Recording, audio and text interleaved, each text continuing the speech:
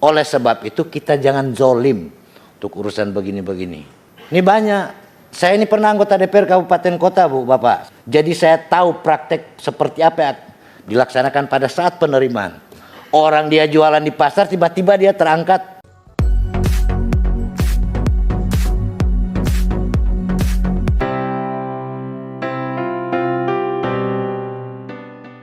Menyayangkan Pak Menteri kemana nih Bu Sekjen?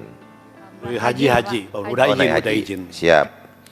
Jadi saya selalu mengikuti apa yang disampaikan Pak Menteri di YouTube, bahwa beliau tidak ingin negara ini menjadi negara honorer. Hal ini sebenarnya saya secara pribadi menyayangkan Bu Sekjen. Karena apa? Karena di dalam Pak Menteri mengambil kebijakan saat ini, menurut saya tidak berasaskan keadilan. Kenapa saya menyampaikan begitu? Karena ada hal-hal yang tertinggal, di mana nasib seseorang pekerja yang selama ini sudah mengabdikan hidupnya itu puluhan tahun. Ada yang menjadi supir, ada menjadi penyuluh bahasa Bali, penyuluh KB, dan juga penyuluh bahasa lainnya. Ini tertinggal. Dan sebagaimana yang kita ketahui bahwa pasal 23 ayat 1 Undang-Undang Dasar 1945 mengisyaratkan adalah bagaimana keuangan ini kita laksanakan dan bertanggung jawab untuk sebesar-besarnya kemakmuran rakyat.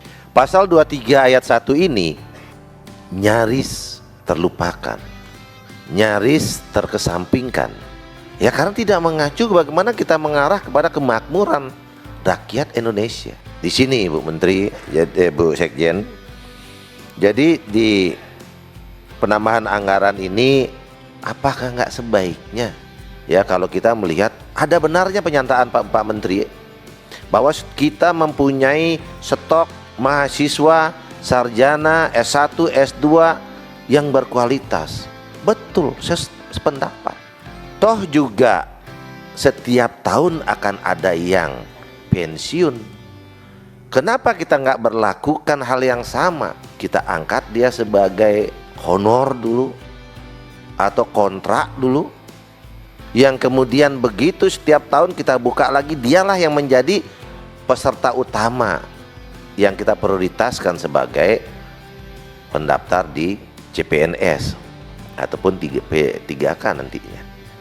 Nah, jadi sehingga kontrak-kontrak yang diangkat oleh kepala daerah ini bisa terselesaikan. Kalau saya hitung Bu Sekjen, mungkin siklusnya 10-20 tahun.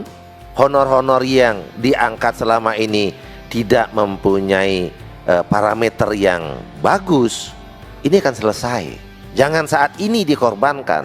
Apalagi kami di Provinsi Bali khususnya Bu, sekarang Provinsi Bali sudah mempunyai Undang-Undang nomor 15 di tahun 2023. Di Provinsi Bali banyak sekali warisan leluhur kami, yaitu lontar-lontar. Di dalam menjaga Bali sebagai pariwisata yang berkelanjutan, kami sangat membutuhkan penyuluh bahasa Bali ini. Masih hidup dan ada di setiap desa, 716 desa yang ada di Provinsi Bali, berarti kami butuh 716. Ini saja belum terisi Bu, semua desa belum terisi karena keterbatasan di dalam menggali SDM ini. Nah, di dalam upaya pemerintah Provinsi Bali melengkapi kebutuhan ini, yang baru sekarang kurang lebih ada sekitar 679. Nah, ini tertinggal Bu. Kami mohon hendaknya di penambahan anggaran ini, apakah sebaiknya penambahan ini Ibu perjuangkan sehingga ini terakomodir. Supir yang sudah belasan tahun mengabdi ini tolong diangkatlah itu, sehingga keadilan ini bisa terjadi di Nusantara ini. Ya, sehingga pasal 23 ayat 1 ini benar-benar kita bisa laksanakan dengan baik. Intinya saya setuju penambahan anggaran ini Bu Sekjen, sangat setuju.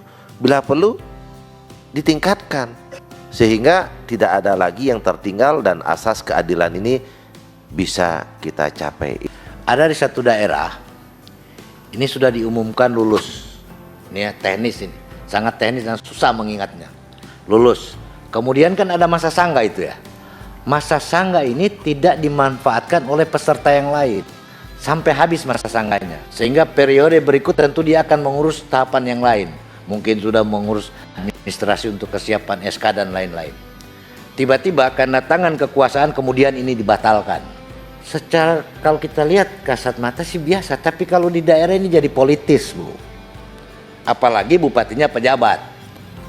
Nah, hal-hal teknis seperti ini itu tidak boleh alfa di tingkat bawah. Karena dia bisa jadi rasis dan segala macam. Karena secara keseluruhan, biasa kan kalau kita jadi P3K atau PNS itu, biasa kalau di kampung itu sebuah kebanggaan. Sudah dia baca doa dan segala macam, tiba-tiba dianulir. Ini karena kelalaian panitia lokal yang membatalkan. Ini catatan. Ini penting, jangan sampai dia berlaku di banyak daerah dan akan menyebabkan persoalannya lebih rumit.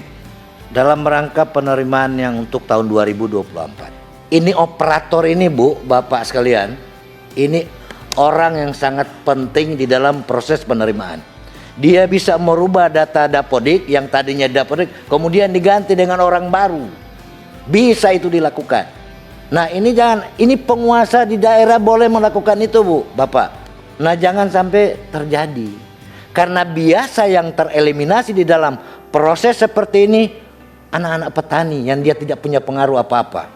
Yang dia tidak punya akses terhadap informasi. Oleh sebab itu kita jangan zolim untuk urusan begini-begini. Ini banyak.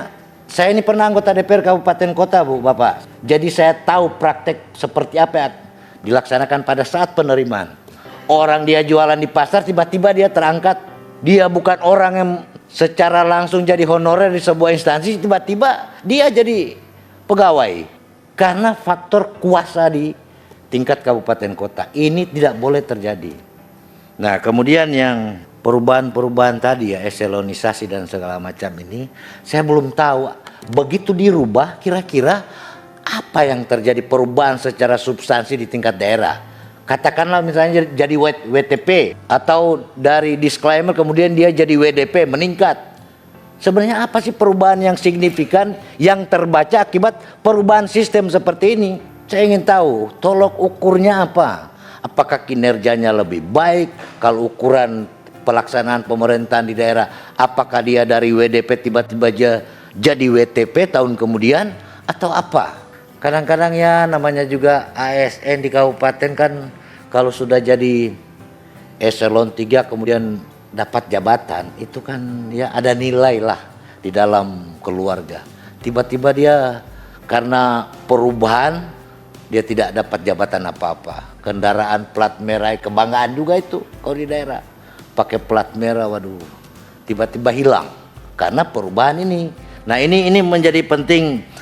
Maksud Komisi 2 jangan kita merubah sesuatu yang juga efeknya juga tidak dominan, tapi merubah secara dari semua faktor sosialnya berubah. Sementara apa yang diinginkan itu juga tidak dicapai dengan baik. Nah ini penting agar kemudian sistem ini tidak berubah setiap saat.